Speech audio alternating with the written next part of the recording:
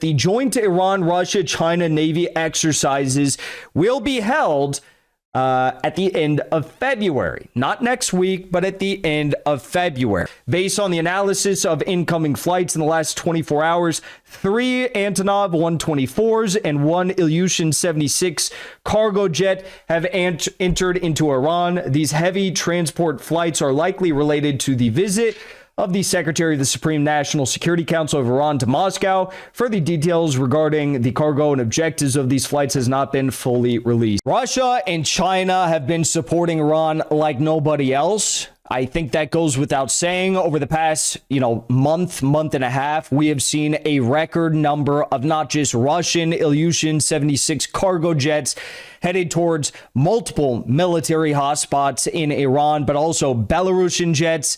And right after the 12-day war, where did top-level IRGC officials go? They went to China, okay? So I have some big updates for you regarding Russia and China and Iran that I think you'll find very, very interesting. For starters, Iranian Airbus A321-231, which we discussed yesterday, carrying Iran's Secretary of the Supreme National Security Council, Ali Larijani, who, by the way, just made an interesting post claiming the pretext for negotiations are still underway. I think he's just trolling at this point. So his plane returned to Tehran after his visit to Moscow, and he did in fact meet with Russian President Vladimir Putin. That has been confirmed. He did in fact meet with President Putin. That was confirmed. We don't know exactly what was discussed. We know for a fact that there is a possibility that there could be further integration of Iran's new, air defense systems with the Russian air defense network. That is a possibility. We know that Belarus also sent new air defense systems to Iran. There's a lot of speculation as to what is going on here. One thing that has drawn a lot of media attention is the fact that in the Strait of Hormuz, Iran is currently conducting live battle simulations. They are testing some new missiles, which fly just a few meters above sea level and are aiming to take out, in the simulations, they'd be aiming to take out aircraft carriers, destroyer class ships, so on and so forth. But there was a lot of news about joint Russian, Iranian, and Chinese naval drills, not in the Strait of Hormuz, but in the Gulf of Oman and Indian Ocean. Okay. Now, I'm sure this was discussed with President Putin because usually, and this is an annual occurrence, we do see Russian, Chinese, and Iranian joint naval drills, but usually they don't take place until March. Yesterday, there were a bunch of reports that the naval drills would take place actually very soon, earlier. Well, Fars News, Iranian media, has clarified that the joint Iran-Russia-China Navy exercises will be held at the end of February. Not next week, but at the end of February. Now, if this makes you scratch your head, you're not alone. We see reports that Netanyahu is planning a trip to D.C.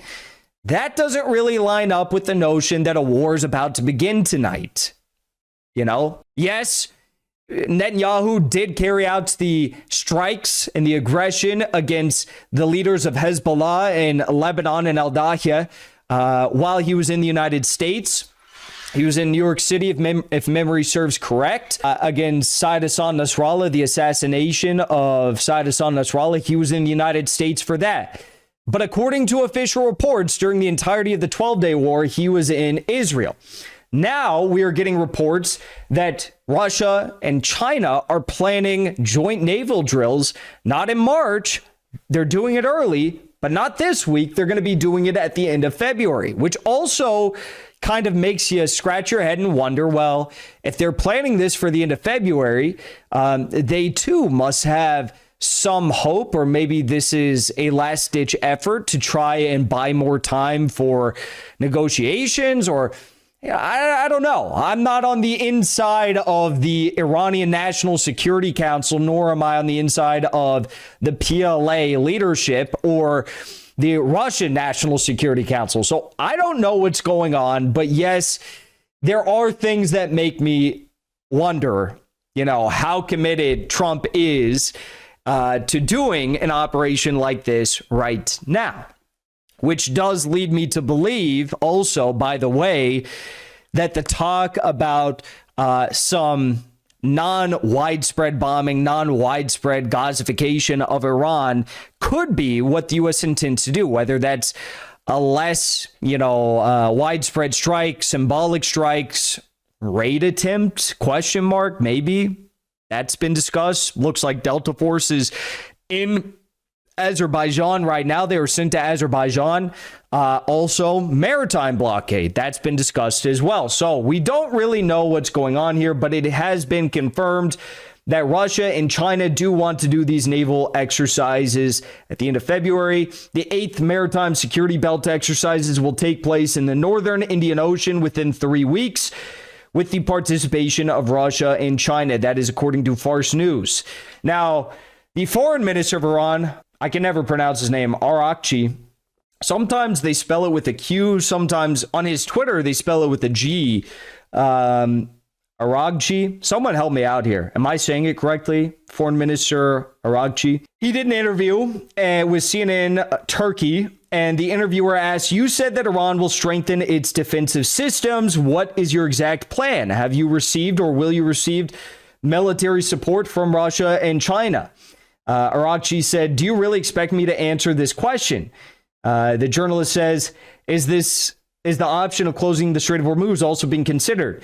Aragchi said, "There's a whole range of options." Spoken like a true diplomat. I remember when I was in Yemen with Pepe Escobar, and we were meeting with one of the family members from the Al-Houthi family, and Pepe Escobar asked him, I don't remember exactly what it was, but Pepe's never afraid to ask these questions. He wasn't afraid to ask questions to the IRGC generals when he was in Iran, and he's not afraid to ask the questions to the Yemenis when he's there. And people were recording, so I'm not leaking something. This was they had film and everyone was recording. People from our delegation, people from their delegation. But anyways, we were having dinner with a man who's on the Supreme Political Council in Yemen from the Al-Houthi family. And Pepe was like, Russia, China, are they providing air defense? Are they providing radar system?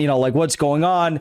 So the Houthi Supreme Political Council family member, he was like, yeah, they were great countries. Of course they support us, And Iran, on the Turkish media, they're very diplomatic. Well, you expect me to answer that question? Come on. And then the Yemenis are like, of course, we love our friends. It's great. So we also have this. Iran stocking up ahead of potential U.S. strike. An Iranian 747 cargo jet took a sketchy little midnight run out of Urumqi, China, a known military logistics hub, headed back to Iran with who knows what in the hole that kept flipping its transponder off over Kazakhstan. Whatever was on board, they didn't want anyone tracking it. So that has been confirmed that there was a military cargo jet that arrived from Urumqi in Iran last night. Based on the analysis of incoming flights in the last 24 hours, 3 Antonov 124s and 1 Ilyushin 76 cargo jet have entered into Iran. These heavy transport flights are likely related to the visit of the Secretary of the Supreme National Security Council of Iran to Moscow. Further details regarding the cargo and objectives of these flights has not been fully released. So Iran and China both sending cargo jets and filled with who knows what, definitely military assets. And also we have, I guess, the promise of Iranian, Russian, and Chinese joint naval drills in 3 weeks' time, which who knows if those will actually take place? I have no idea, but kind of weird. Before you leave, I want to say thank you for the support, because after 2 years of being banned, we are finally back home on YouTube. So be sure to subscribe to our channel and also join as a member on our channel using the link at the top of the description. I rely on the generous support of viewers like yourself to get the truth out to as many people as possible. You can also support the show on Locals or Give Sin Go. The mainstream media and the powers that be are never going to stop attacking us for bringing the truth to as many people as we do. Thank you so much for your support.